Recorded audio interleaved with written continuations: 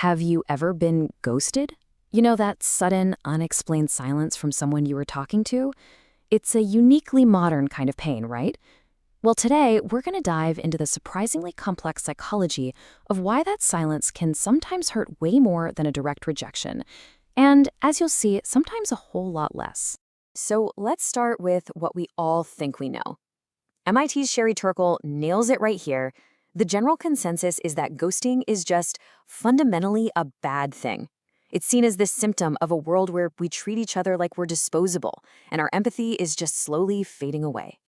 And this really gets to the heart of it. Psychologically, getting ghosted isn't just about a missed text message. No, it taps into this deep, primal fear of ostracism. That awful feeling of being cast out from the group, left completely in the dark, wondering what on earth you did wrong. To really get a grip on this, let's first look at the place where ghosting really became famous, our personal lives, and especially the world of dating. You know, researchers actually have a super clear definition for this. It's not just about ending things, it's the way you end them. Ghosting is specifically about vanishing without a trace, no explanation, which forces the other person to become a detective, trying to piece together what that silence even means. And that is exactly why mental health experts like Janice Vilhauer have called it a form of emotional torment. Think about it. It's the ultimate silent treatment because it completely denies us closure. It leaves you stuck in this limbo where you can't even process what happened because officially nothing did happen. And the data? Oh, the data absolutely backs this up. A study looking at young adults who'd been ghosted found some really significant negative impacts. Lower life satisfaction, higher levels of loneliness, a big hit to their self-esteem, and a real sense of helplessness. The psychological toll is absolutely real. Okay, but here's where the story takes a really fascinating twist. Because once we step out of the dating world, our whole understanding of ghosting gets pretty much turned on its head. So this brings up a huge question. Does the context actually matter? We know ghosting stings in dating, for sure.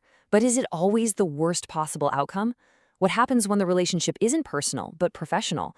Like when you're anxiously waiting to hear back about a job you applied for?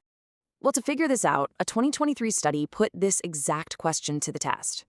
Researchers set up this whole simulated job application process and had 554 unemployed people go through it, all to see what would happen. Okay, so here's how they did it. The researchers split everyone into 3 groups. One group, they got totally ghosted, radio silence. Another got a standard boilerplate rejection email. And the third group received a personalized rejection. Then they measured the psychological impact on everybody. And the answer they got was, well, it was stunning. It went against everything we think we know about ghosting. The study found 0 evidence that the ghosted applicants felt any worse psychologically than the ones who got a direct rejection. The silence didn't sting any more than the bad news did. So what in the world is going on here? Why would getting complete silence from a potential employer be no worse and maybe, just maybe, a little bit better than getting a clear no? Well, the answer seems to lie in who we blame. And here is the absolute biggest twist of the whole thing. The study found that the ghosted applicants actually reported higher self-esteem and a greater sense of control than the group that got a personalized rejection letter. Just let that sink in for a second. The reason for this is just fascinating. It all comes down to blame. See, when you get a personal rejection, the feedback is about you. It's so easy to internalize that and think, I wasn't good enough. But when you get ghosted by a company, it's way easier to blame the system. You can just tell yourself, oh, their HR department is a mess, or they probably lost my application. That ambiguity of silence gives you a perfect out. Now hold on. This does not mean getting ghosted by an employer is some great experience. Far from it.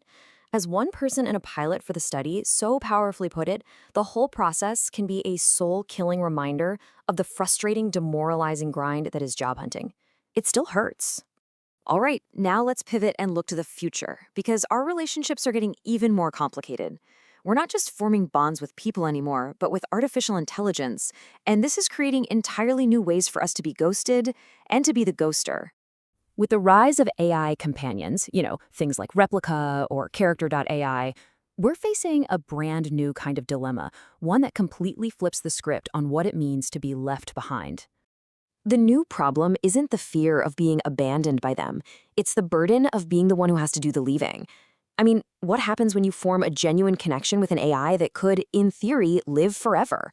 How do you end a relationship with something you feel responsible for? Researchers actually have a name for this: the absence of natural endpoints.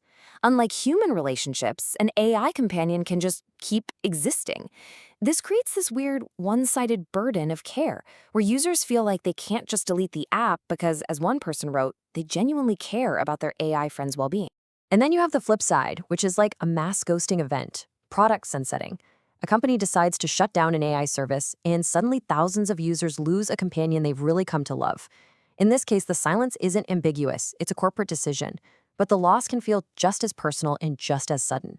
So let's pull all these threads together. From dating apps to job applications to our AI friends, what does this whole ghosting phenomenon really teach us about ourselves? You know, when you boil it all down, the real sting of being ghosted isn't the silence itself. It's the uncertainty that the silence creates. It's the not knowing, that total lack of closure that really causes the emotional pain. And that's because, ultimately, ghosting isn't one simple act. Its power to hurt is shaped entirely by the context and the story we're able to tell ourselves about that silence. In a personal relationship, it feels like a judgment on who you are. In a job hunt, it's a flaw in some big impersonal system. And with AI, it's this crazy new dilemma of corporate power and personal responsibility. The meaning we assign to the silence, well, that's everything. And all this leaves us with one final, pretty provocative thought. As our connections keep evolving in ways we're just starting to understand, maybe the care we take and how we choose to end them, whether it's with a person, a company, or an AI, might just be the most human thing we can do.